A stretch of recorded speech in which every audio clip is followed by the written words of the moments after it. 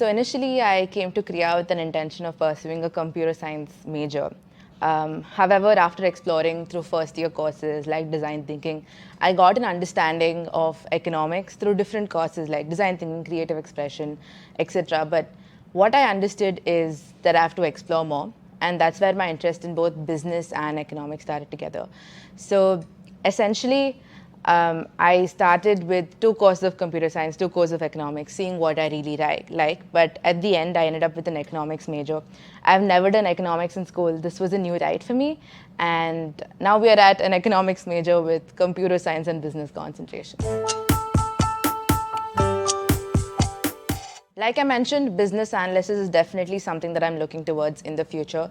Probably working 1 or 2 years to really understand how businesses work, how I can strategize for them, given the data that they have, and further pursuing an MBA that has a lot of numbers involved.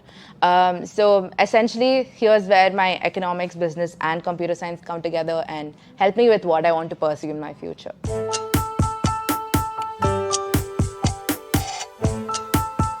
I think economics, business studies, and computer science ties so well in today's market. For example, from my understanding, economics is basically understanding the firm from the outside. Business is the same, but from the inside. And computer science is like alphabets these days. It's basics for any data-driven course. So I really think all of them tie together and feels like financial analysis or business analysis in today's job market.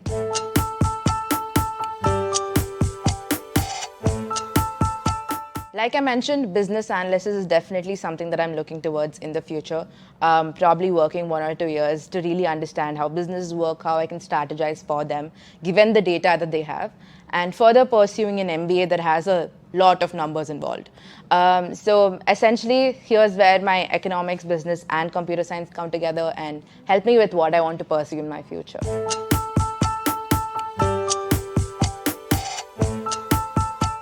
Everything that you do at Krea is very interwoven, and I have multiple examples to cite. But something that I'm currently doing is my development economics final project, which is a good intersection of psychology and economics. We are basically looking at why poor people in developing countries cannot save more, and what are those barriers that are stopping them in the process.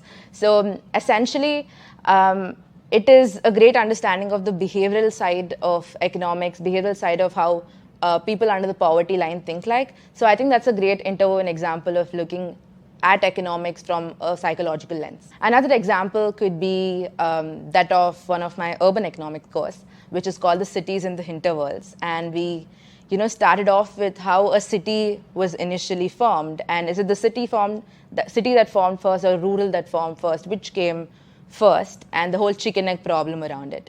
And later we delved into the socio-political aspects of a city, right? How the socio-political aspects complement the economic activities in a city.